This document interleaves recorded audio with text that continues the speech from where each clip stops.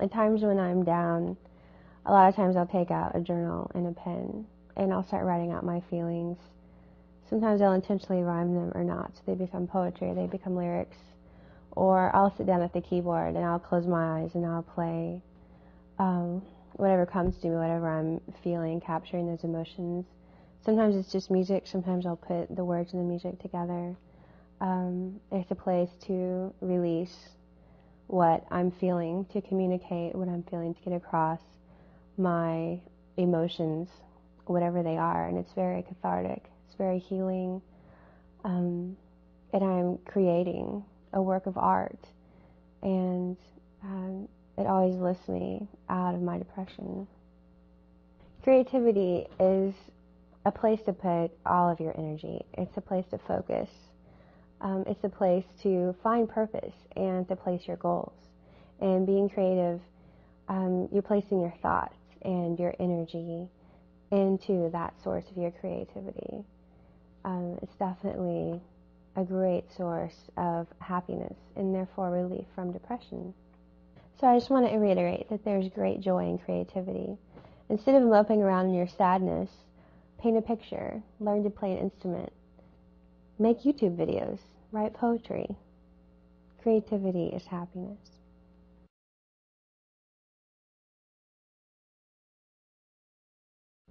So to recap, you will not be happy unless you strive to be so. People without goals and purpose are doomed to depression. Short-term gratification rarely leads to long-term happiness. You cannot be interested in something and depressed at the same time. Being productive and helpful increases self-worth and happiness. Depression and unhappiness are conditions which can be easily improved. One can come up with over 1 million things that could potentially improve the situation. So pick something and improve it. I hope you find true happiness.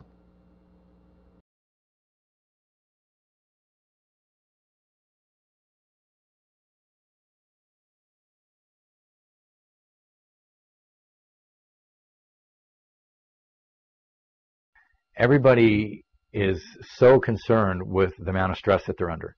But in a lot of ways, people misunderstand stress. There is a point where you're never going to be able to get rid of stress. It will always be there. Now, I don't want that to be depressing to you. It's a situation where you have to know the good from the bad, just like anything else. There are good stresses. We call them eustresses. And the good stresses are the things that get you motivated, the things that promote your body to do something it has to do. It promotes you to have energy, to wake up. It promotes your body to repair if there's damage or injury. So stresses can cause a good response. So many of the stresses that you're affected by are good stresses, but they're also bad stresses, and they can get to a point where they're destructive. So you want to learn the difference and try to use more of the good stress.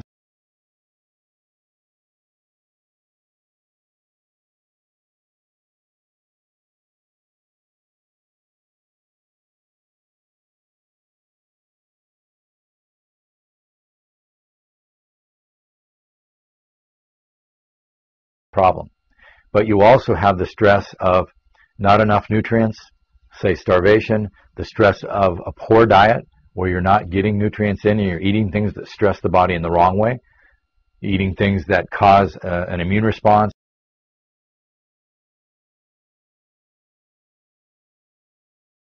or some other response in the body that's not wanted or unwarranted. That can create a problem. It can create a large problem. So if you're eating foods that are stressing the body and you're getting this big response where you have skin breakouts or headaches or runny nose, allergic response type things, that wasn't a good stress. And it was an inappropriate thing to do to your body. And it's going to cause more and more problems because at some point the body's not going to be able to handle the stress. You're eating sugar all the time, you're stressing the body, you're pushing for a response. That stress response is going to burn out and you're going to become diabetic. So there are good stresses and bad stresses again. But allostasis is the concept that these stresses push the bodies, and what you have to realize is that your body adapts. Your body can adapt in a good way or it can maladapt. It can go the wrong way. You need to start exerting control because you have control. If you just let life happen to you, then you're probably going to get the bad adaptations. If you're not adapting your body in a good way, it's going to tend to adapt in an unhealthy way.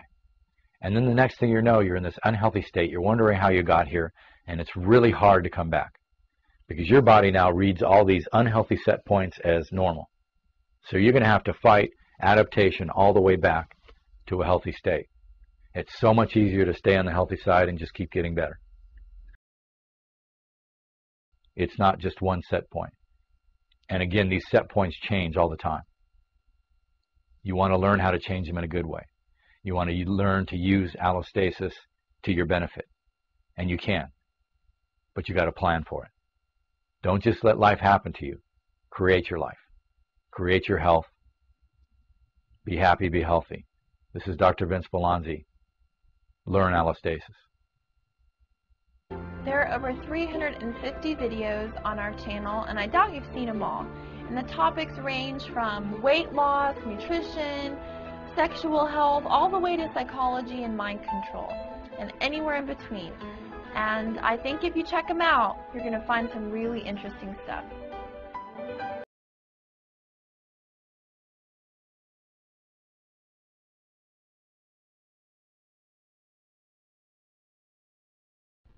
So if I was going to take this show and be successful, I mean, I had a vision. Okay, let's say I got this show on national television, and you know, millions of people watch. I made a lot of money. Maybe that would be more stressful for me, or maybe. Oh yeah, I couldn't see you. You could balancing that. Yeah. But I want that. But I also want that. You know, it's like. But you, the one question that I always ask people when they say that is. Yeah. Why do you really want that? And do you truly want it because of what other people will think of you if you have that? Yeah, that's part. But also, it would feel like I was successful. But in whose eyes? For me. Where do you measure that? But how do you measure that? If or in other people's, what I think other people would judge me for. Exactly. Yeah, exactly. So that's what your ego wants. Your ego wants other people to measure you as being successful. That's what most people think of it. And it would also have more money. Right. Yeah, which sometimes is more stressful than having less money. But I'm not saying always, but there's a happy medium in there somewhere. But can I be successful in that way and have a different way of looking at myself? Can I go that way? You can get quieter. Okay. You can have a show because you actually love talking to other people and bringing the best out of them. Mm-hmm. And if that was your goal, you would have the most successful show on TV. If your goal was really to bring out the best of other people and to truly listen to them and have them shine, then you would feel fulfilled, you would feel successful, and the show would grow and become more successful. You already have it all. I mean, this world is our creation. Our thoughts have created everything that exists. So you already have it all. You just are measuring yourself falsely, actually, because you really don't have any idea what other people think about you. So you're actually the only one measuring and judging yourself. And you think that if you have more money, you'll feel better about yourself. And that never, ever, ever happens. That never works out. People usually start having a sense that people like them now for false reasons. I mean, there's a whole host of internal complications that come with having a lot of money and your life changing. And it never works out to feel differently about yourself internally. But go ahead. No, I'm just getting, so it's not, the idea is not to have more, but to feel something else internally that will then draw a bigger picture. Well, it'll just come to be inclusive of everything. I mean, you know, right now you're separating everything. You're separating your spiritual world from the material world. You're separating you from everyone else. Right. And if you were really just focused on bringing the best of you in service to other people, then everything gets tied together. And you wake up kind of like this light and shining armor. You know, you just really want to go out there and serve others because you understand that you already have everything you can ever want. That's good. But you have to drop the idea of, you know, measuring and judging yourself. Right, and just let it all happen. Yeah, and not thinking that you're responsible for it. Responsible for other people. Not even responsible for your life and the way that it's working. I'm not even I'm just doing what I'm here to do. Right. How do I even know I'm doing what I'm supposed to be doing?